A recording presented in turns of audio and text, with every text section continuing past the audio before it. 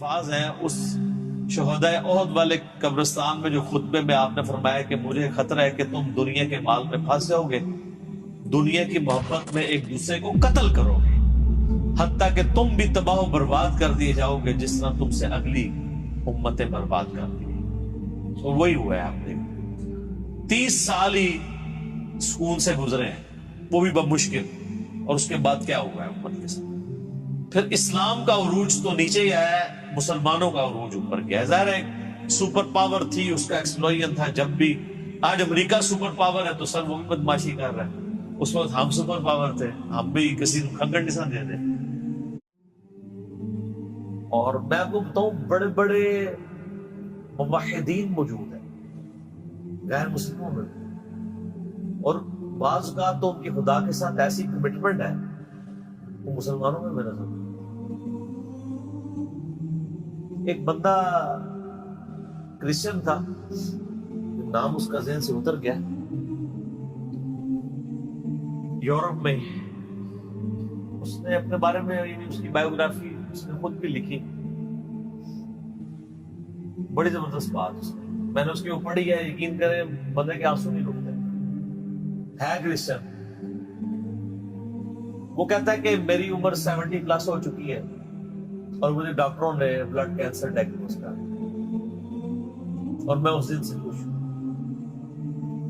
کہتے ہیں میں نے یہ بھی دیکھا ہے میرے ساتھ کتنے میرے لوگ ایک ایک کر کے فوت ہو، اور میرے دوستوں کو جب کبھی کوئی بیماری کا پتہ چلتا تھا کہ تمہاری زندگی کے اتنے دن رہ گئے ہیں تو وہ لگتا تھا اس اتنے دنوں سے پہلے ہی مر جائے گا غم سے، کیونکہ اس نے دنیا کی زندگی کو سب کچھ سمجھا ہوتا۔ کہتا ہے جس دن سے مجھے پتہ چلا ہے نا تو میں تو بےتاب ہوں مرنے کے لیے۔ کہتا ہے اس لیے کہ میری عمر اس وقت 5 سال تھی۔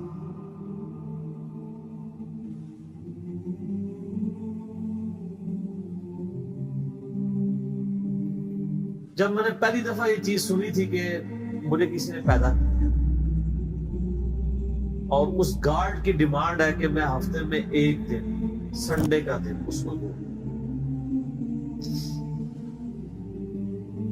اور کہتا ہے آج میری عمر 70 سال ہو چکی ہے، میری زندگی میں کوئی ایک سنڈے بھی ایسا نہیں آیا میں نے دنیا جان کی اپنی روٹینیں چھوڑ کے سنڈے کے دن میں نے پورا دن گاڈ کو کیا، اللہ کے، میں نے کبھی اس پہ کمپرومائز نہیں کیا، بڑے سے بڑے معاملات کیے۔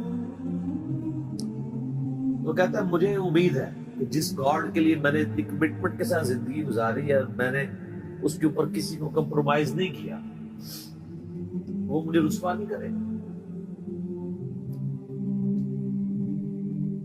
تو کیا ہمارے مسلمان بھی یہ دعویٰ کر سکتے ہیں؟ کتنے مسلمان جو کہ جی ہم نے جب سے سنا ہے کہ 5 وقت کی نمازیں ضروری ہیں، میری زندگی کے بھی نماز نہیں کچھ ہوئی۔ ایسے لوگ جو خدا کے ساتھ کمٹمنٹ رکھنے والے لوگ ہیں، ان کو گیون سرکمسٹانسز میں جتنا اللہ کا تعارف ہوا، نبی علیہ السلام کا پیغام بھی پہنچا تو ٹیمپرڈ فارم میں، وہ اللہ تعالیٰ اس کا معاملہ کرے گا، اور اللہ تعالیٰ کے اوپر کسی کی دھونس نہیں ہے، ذہن میں رکھیے۔ بخاری اور مسلم دونوں میں حدیث ہے،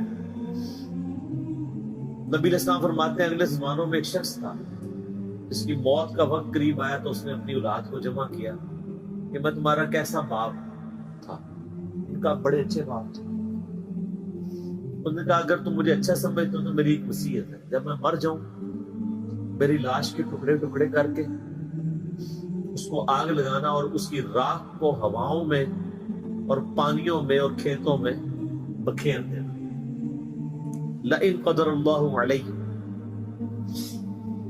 اگر اللہ تعالیٰ نے مجھ پہ قدرت پال تو مجھے ایسا عذاب دے گا کہ کسی کو نہیں دیا ہوگا۔ یعنی وہ سمجھتا تھا میں خدا کے لیے وہ کمٹمنٹ کی زندگی نہیں گزار سکتا۔ یہ حدیث بخاری مسلم دونوں میں، مشکات میں دوسری جلد میں اللہ کی رحمت کے بیان میں آپ کو نبی علیہ السلام فرماتے ہیں جب وہ فوت ہو گیا اس کے پچھلوں نے یہی کچھ کیا، تو اللہ تعالیٰ نے ہواؤں کو پانیوں کو حکم دیا کہ اس کی راکھ سمیٹو، راکھ سمیٹی گئی، اللہ نے اسے زندہ کر اللہ نے کہا ہاں بھائی، جس چیز سے بھاگ رہا تھا وہی چیز سامنے آ گئی، یہ تو نے کیوں کیا؟ تم نے کہا یا اللہ میں تجھ سے بڑا ڈرتا تھا، میں اس طرح کی زندگی نہیں گزار سکتا۔ اللہ نے فرمایا تیرا یہ یقین تھا کہ تجھے کوئی پوچھے گا؟ بس اتنی بات ہے۔ کہاں یا اللہ تھا، اور میں یہ سمجھتا تھا کہ اس طرح اگر میری راکھ یعنی کہ بکھیر دی جائے گی مجھے زندہ نہیں کر پائے گا۔ حالانکہ یہ عقیدہ کفر ہے، لیکن یہ کفر جزوی ہے، کلی نہیں ہے۔ کلی کفر یہ ہے کہ کوئی شخص کہے کہ مردے کو اللہ زندہ نہیں کر سکتا۔ اسی میں کہتا ہوں یہ مسلمانوں میں جو جزوی شرک آیا ہوا ہے نا، تھوڑا ہاتھ ہلا رکھا ہے۔ جب تک کوئی اللہ کو، اللہ اور محمد کو عبداللہ مان رہے نا، اگر چھوٹے موٹے اس میں شرک آئے ہوئے نا، تھوڑا سا ہاتھ ہلا رکھے۔ آپ ہاتھ ہلا رکھیں، اللہ کا معاملہ اس کا معاملہ، اس کو سمجھائیں ضرور۔ اس کا شرک جزوی ہے، کلی نہیں۔ تو کہ یا اللہ اسی لیے تو میں نے کہا تھا لَإِنْ قَدْرَ اللَّهُ عَلَيَّ، اگر اللہ نے میرے پہ قدرت پا دی تو میں تجھ سے ڈر گیا، تو اللہ کو میں تجھے بخش دیا۔ اللہ کو تو کوئی نہیں پوچھ سکتا کہ کسی کو گیون سرکمسٹانسز کیا دیے تھے، ان سرکمسٹانسز کے اندر اس نے کتنا بیسٹ پرفارم کیا۔ اب مسلمانوں کو بھی ذرا دیکھنا چاہیے ان کو گیون سرکمسٹانسز کیا دیے تھے۔ ہم بالکل دین کے کنارے کنارے چل رہے ہوتے منافقین کی طرح۔ کیا ہم اپنے دنیاوی معاملات میں بھی کنارے کنارے چلتے ہیں یا فرنٹ سے لیڈ کر رہے ہوتے ہیں؟ ہم بڑھ چڑھ دین کی بات آ رہی، ناری کھوتی مار جاتی ہے، یعنی گدھا مار جاتا ہے۔ پرانے زمانے میں محاورہ بولا جاتا تھا نا، فلانے دی کھوتی مار جانا یا گدھا مار جانا، کہ جب وہ کام کی باری ہے تو ساتھ ہی گدھا مار گیا۔ اور کوئی اور اس میں ہمارے ساتھ کوئی ہمدردی بھی نہیں کرتا۔ میں اکثر کہتا ہوں کہ آپ دن کے وقت اپنے موٹر بائک کی ہیڈ لائن آن کر کے نا 1 کلومیٹر بھی سفر نہیں کر سکتے، آپ کو راستے میں کئی بندے ایسے ایسے اشارہ کریں، لیکن آپ ایک مسجد میں 50 سال تک بغیر سنت کے طریقے کے نماز پڑھتے رہے، کوئی بھی آپ کو ایسے ایسے نہیں کرے گا، کیونکہ وہ آپ کے شر سے ڈرے گا۔ آپ بھی مجرم ہے، اور وہ اس لیے مجرم ہے کہ اس کو چاہیے کہ وہ دیکھے۔ مجھے بتایا آپ کے سامنے ایک نابینا شخص ہے اور وہ ایک گڑھے میں گرنے والا ہے، تو آپ چیخ بھی مار دیں گے ایک بار، اور وہ نابینا بھی آپ کی چیخ کو بھول کے کہے گا شکر اس نے بچا لیا۔ لیکن دین کے معاملے میں آپ کسی کو پیار سے، محبت سے، کسی طریقے سے بھی سمجھانے کی کوشش کریں تو وہ آگے سے آپ کو دشمن سمجھتا ہے، لیکن دنیاوی منفعت میں نہیں سمجھتا، کہتا مہربانی سر، بڑی مہربانی۔ دین کے معاملے میں، اور دین کا یہ حال ہے کہ سب سے آخری پرائرٹی پہ ہے۔ بچہ بھی اسکول میں داخل کرانا 10 بندوں سے مشورہ ہوتا ہے، اور دین یہ ہے کہ جس آپ فرقے کی محلے کی مسجد میں پیدا ہوئے آپ کا وہی فرقہ ہے، ٹوٹل یہ آپ کی تحقیق ہے۔ میری جو پچھلے دنوں جو ویڈیو ایک چھوٹی سی تھی زندگی بدلنے والی، اس میں میں نے یہ تو رونا رویا ہے، ادھر تو پیکے والا ہی معاملہ چل رہا ہے۔ تحقیق کا مطلب یہ سمجھتے ہیں کہ اچھا اب میں نے تحقیق یہ کرنی ہے کہ کیونکہ میرے محلے کی مسجد بریلویوں کی ہے تو بریلوی کون ہوتا ہے جس کو یہ کام کرنے چاہیے۔ وہ اس طرف نہیں جائے گا کہ میں اسلام کو دیکھوں، وہ بریلویت دیوبندی اہل حدیث شیعہ کی طرف جائے گا۔ یہ آپ نے دیکھا کتنا فرق ہے؟ کوئی بندہ کہ جی میں تحقیق کر کے مسلمان ہوا ہوں، جتنے بریلوی دیوبندی اہل حدیث بیٹھے ہیں وہ اس لیے کہ ان کے باپ دادا تھے یا انہیں محلے کو وہ مسجد لگتی تھی۔ تو سر میرا ایک معصومانہ سا سوال ہے کہ اگر آپ کے محلے میں قادیانی کی مسجد عبادت گاہ لگتی ہوتی یا آپ کے ابا جی قادیانی ہوتے ہیں تو آپ ماشاءاللہ بہت تحقیق کر کے مسلمان ہو جاتے، قادیانی ہوتے۔ اور دوسری طرف حال یہ ہے کہ جاہل سے جاہل آدمی بھی میرا ایسا کپڑا خریدنے جائے نا، کپڑے کو ایسے کر کے ضرور دیکھتا ہے، لیکن دین کے کسی عمل کو ایسے کر کے نہیں کوئی دیکھتا کہ یار نماز، یعنی ہر ایک کو نہیں پتا کہ کوئی اس طرح نماز پڑھے کو میں چیک ہی کر لوں یا نماز کس طریقے سے، اور کوئی اتنا لمبا کام بھی نہیں۔ ایک مسئلے کو چیک کریں گے زیادہ سے زیادہ 1 یا 2 دن لگ جائیں گے، چلو 1 ہفتہ لگ جائے گا، سیریس نہیں ہے۔ کوشش کریں تو انشاءاللہ اللہ تعالیٰ حق تک پہنچائے گا۔ تو باقی اللہ کے فیصلے سر، آخرت کے معاملے میں ڈرتا ہوں، یقین کریں کہ خدا بڑا بے نیاز ہے، ہمیں تو اپنی آخرت کی فکر ہے، سیدھی سی بات ہے۔ ہم تو کہتے ہیں اللہ تعالیٰ ہماری غلطیوں سے درگزر فرمائے. چیز ہے کہ ہم لوگوں کے بارے میں فیصلہ کریں. میں تو اپنے بدترین دشمنوں کے بارے میں بھی قتل کے یعنی جرأت نہ کروں کہ میں ان کی آخرت کا فیصلہ کروں. Not at all. آپ دیکھیں میں یزید کے بارے میں میرے بارے میں بڑا سخت رویہ رکھتا ہوں، لیکن کبھی آپ نہیں سنیں گے کہ میں نے اس کو کہا کہ وہ جنتی ہے. آخرت کا فیصلہ اللہ نے کرنا ہے. دنیا میں ڈنگے کی چوٹ پہ جس نے غلط کیا اسے غلط کہے. آخرت کا معاملہ جو ہے وہ چونکہ اللہ کے پاس ہے، اللہ کا فیصلہ ہے جس کے ساتھ جو معاملہ کرے. تو صرف جو دنیا کی جوڈیشری میں مقدمہ پیش کر کے آپ نے نہیں جیتنا. اللہ تعالیٰ نے صرف شواہد کی بنیاد پہ فیصلہ نہیں کرنا، گیون سرکمسٹانسز بھی دیکھنا ہے. میں اس کی چھوٹی سی مثال آپ کو دیتا ہوں، آپ بھی اس کو مانیں گے. مجھے بتائیں، ایک شخص خانہ کعبہ شریف سے 2 کلومیٹر کے فاصلے پہ اس کی کوٹھی ہے اور اس کا مکے میں کروڑوں کا بزنس ہے. اس کے پاس 3-4 ایئر کنڈیشن گاڑی ہیں اور وہ ایئر کنڈیشن گاڑی میں بیٹھ کے ساری نمازیں آ کے حرم شریف میں پڑھتا ہے. کام جو اور کوئی نہیں. 1 لاکھ نماز کا ثواب یا 1000 نمازوں کا ثواب یا 10,000 نمازوں کا ثواب لے رہے ہیں. اور ایک شخص پاکستان میں اور اس کا حال یہ ہے کہ وہ جون جولائی کی تپتی دوپہر میں روڈ کے اوپر لک ڈالنے کی اس کی ذمہ داری ہے اور اسی سے جو تھوڑی سی مزدوری اسے ملنی ہے اس میں جا کے بال بچوں کا رزق خرید رہے. ظہر کی نماز کا ٹائم ہوتا ہے،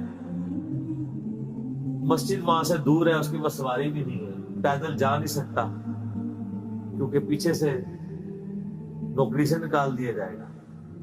وہ اپنا گندا سا پرنا وہی زمین پہ ڈالتا ہے قبلہ رخ، اور قریب کسی ٹوٹی سے، کسی پانی کے نل سے یا کسی چشمے سے، اگر اسلام آباد میں نے دیکھا لوگوں کو ایسے خصوصاً پٹھانوں گرین بیلٹ میں نماز پڑھ رہے ہو.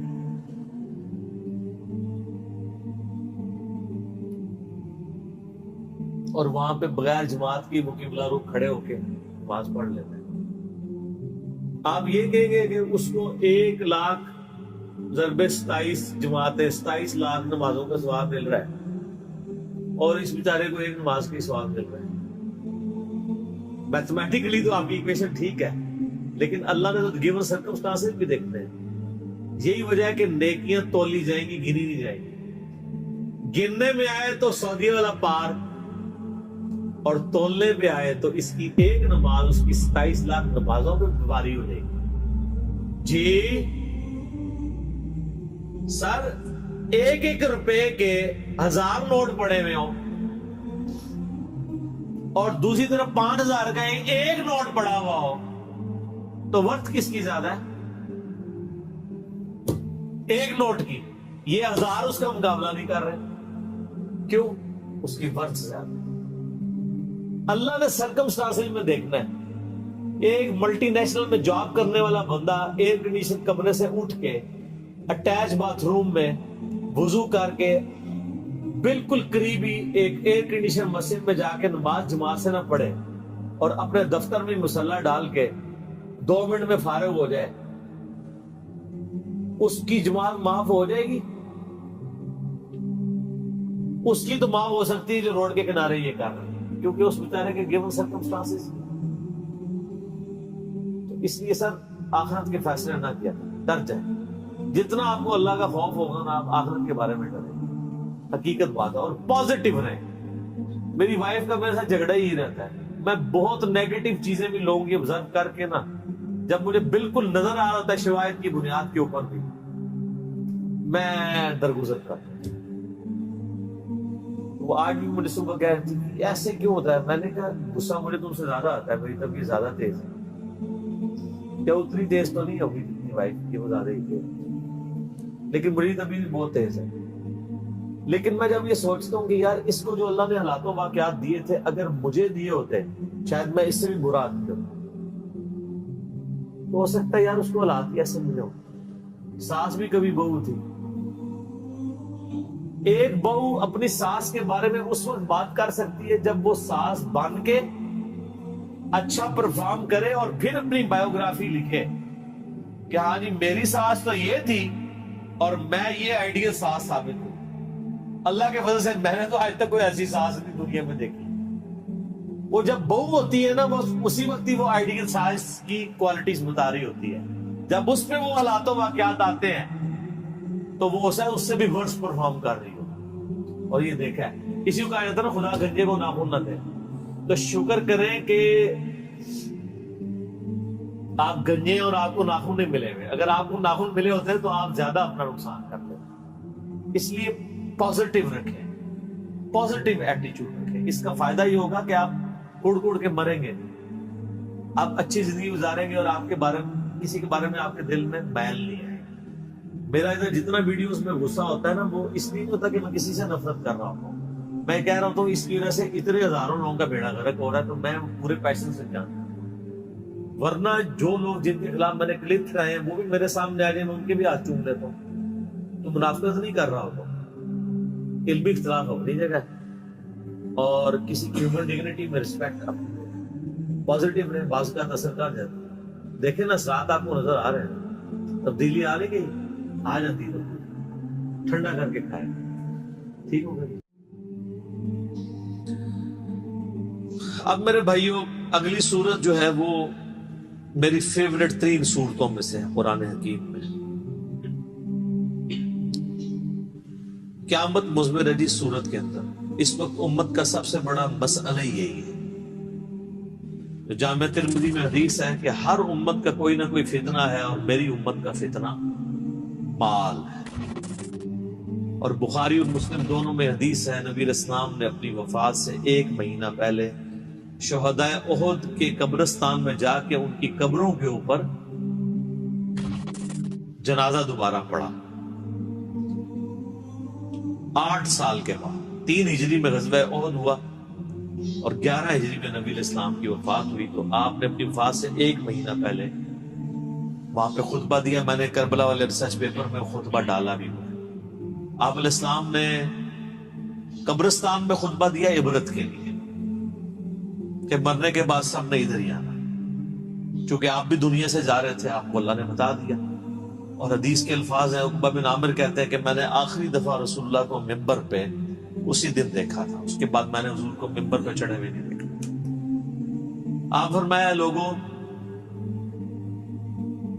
اللہ تعالیٰ نے مجھے اپنا حوض کوثر یہیں پہ دکھا دیا ہے. اس وقت میرا ممبر میرے حوض کوثر پہ لگا ہے. میں تمہارا پیش رو ہوں, یعنی میں آگے جانے والا ہوں, تم میرے بعد میرے پیچھے آؤ گے. ظاہر ہے نبی الاسلام نے ایک دعوت کھڑی کی تھی, اتنی محنت سے اپنی ایک ٹیم تیار کی تھی. اب دنیا تو ظاہر ہر بندے نے چھوڑ کے جانا ہے, تو آپ کو یہ ٹینشن بھی تھی کہ میں جو پیچھے لوگ چھوڑ کے جا رہا ہوں ان کو آخری درجے تک وصیت کر جاؤں کہ میرے بعد تمہیں خطرہ کن کن چیزوں سے. آپ نے فرمایا مجھے اپنے بعد تم سے یہ ڈر نہیں کہ تم دوبارہ سے بت پرستی میں مبتلا ہو جاؤ, شرک کرنے لگ پڑو. یہ تو مجھے کانفیڈنس ہے کہ تم, یعنی اپنے صحابہ کے بارے میں آپ کو ایک گارنٹی تھی, تربیت یافتہ جو لوگ تھے, کہ یہ شرک میں مبتلا نہیں ہوگے. البتہ مجھے یہ ڈر ہے کہ تم میرے بعد دنیا کے مال میں پھنس جاؤ گے اور دنیا کے خزانے تمہارے لیے کھول دیے جائیں گے. نبی الاسلام نے تو اپنی وفات تک فقر ہی دیکھا تھا. بخاری اور مسلم دونوں میں حدیث ہے, عائشہ کہتی ہیں کہ نبی الاسلام کی وفات تک ہماری یہ حالت تھی, بعض اوقات 1 مہینہ, بعض اوقات 2, بعض اوقات 3 مہینے تک ہمارے گھر میں چولہا نہیں جلتا تھا, کوئی پکانے کے لیے چیز نہیں ہوتی تھی. 2 کالی چیزوں پہ گزارا ہوتا تھا, ایک کھجور اور دوسرا پانی. اور کھجوریں بھی کوئی ٹن و ٹن نہیں, 2 کھجوریں اور ایک میٹھا پانی کا پیالہ صبح کے وقت, اور 2 کھجوریں اور 1 پانی کا پیالہ میٹھا شام کے وقت. کیونکہ میٹھا پانی وہاں پہ ایشو تھا ریگستان میں. آج بھی آپ ذرا ریگستانی علاقوں میں چلے جائیں تو کتنے کلومیٹرز پیدل سفر کر کے, وہاں کی تو زندگی میں ایشو ہی یہی ہے کہ پانی بھر کے لانا ہے 8 کلومیٹر سے, اور آپ نے آٹا جو ہے چکی میں پیس کے بس روٹی پکانی. یہ ٹوٹل لوگوں کی زندگی ہے. یہ جو آپ یاشی ہیں جو نیٹ پہ یوٹیوب پہ بیٹھے رہتے ہیں اور فیس بک پہ, یہ تو وہاں کے مسئلے نہیں ہیں, وہاں کے تو مسئلے ہی کچھ اور ہیں. تو اس زمانے میں نبی علیہ السلام نے 12 زمانے. اما عائشہ کہتی ہے کہ یعنی آپ علیہ السلام اور آپ کے گھر والوں کا گزارا کالی چیزوں پہ ہوتا تھا.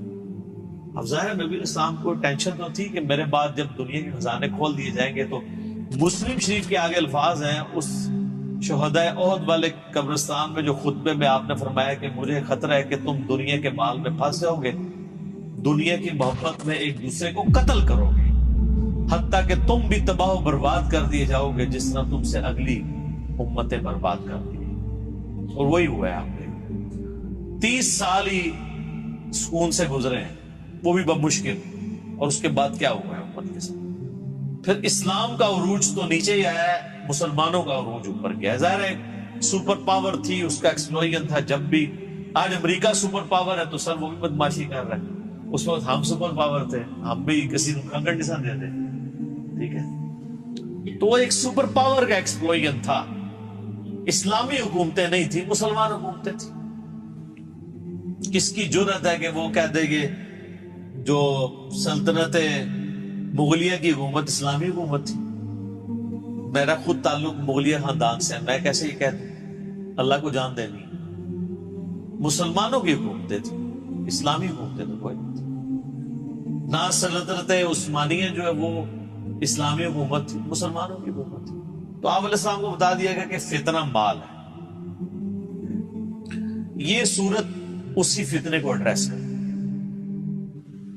اور بخاری اور مسلم دونوں میں ایک حدیث موجود ہے متفق علیہ کہ نبی علیہ السلام نے یہی سورت پوری تلاوت کی. پوری سورت پڑھنے کے بعد کہا کہ آدمی کہتا ہے میرا مال میرا مال میرا مال, یہی کہتے کہتے مر جاتا ہے. حالانکہ تیرا مال تو وہ ہے جو تو نے کھا پی لیا یا پہن کر بوسیدہ کر لیا کپڑے,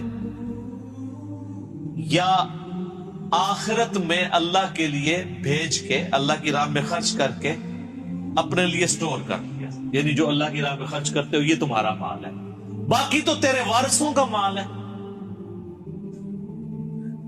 بخاری اور مسلم دونوں میں حدیث ہے, نبی علیہ السلام نے فرمایا انسان کے 3 دوست ہیں, ایک ہی ساتھ جاتا ہے, 2 باہر ہی رہ جاتے ہیں. اس کے رشتہ دار اور مال یہ قبر سے باہر رہ جاتے ہیں, اور اس کے اعمال قبر میں ساتھ جاتے ہیں. بخاری اور مسلم دونوں میں حدیث موجود ہے. نبی علیہ السلام نے فرمایا کہ ابن آدم کے پاس اگر سونے کی 2 وادیاں ہونا تو وہ کہے گا تیسری بھی آ جائے, اس کا پیٹ صرف قبر کی مٹی بھرے گا. یہ لالچ ایسی چیز ہے جس کے پاس مال آ جائے اس کی بھی ختم نہیں ہوتی. یہ قبر کی مٹی اس کا پیٹ بھرے گی.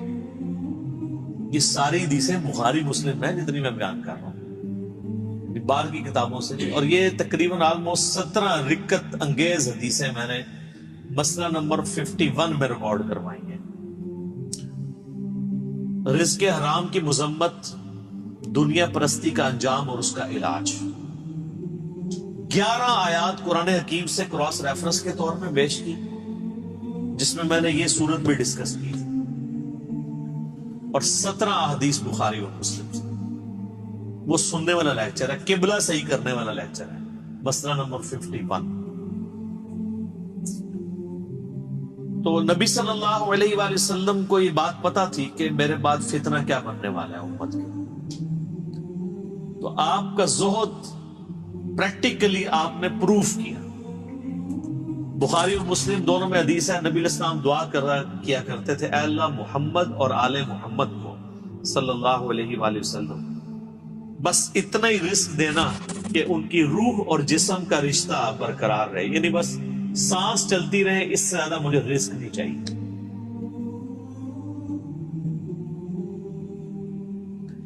سر جن لوگوں نے یہ حدیثیں نبی علیہ السلام سے سنی ہوئی تھی انہوں نے دنیا کو 3 طلاقیں دینی تھی. انہوں نے ابو ذر غفاری پھر بننا ہی تھا. ابو ذر غفاری کے اوپر میرا کلپ دیکھیں, رات کو میں دوبارہ دیکھ رہا تھا وہ کلپ. آپ کسی اور دنیا میں چلے جائیں گے. یوٹیوب پہ جا کے لکھیں سیدنا ابو ذر غفاری,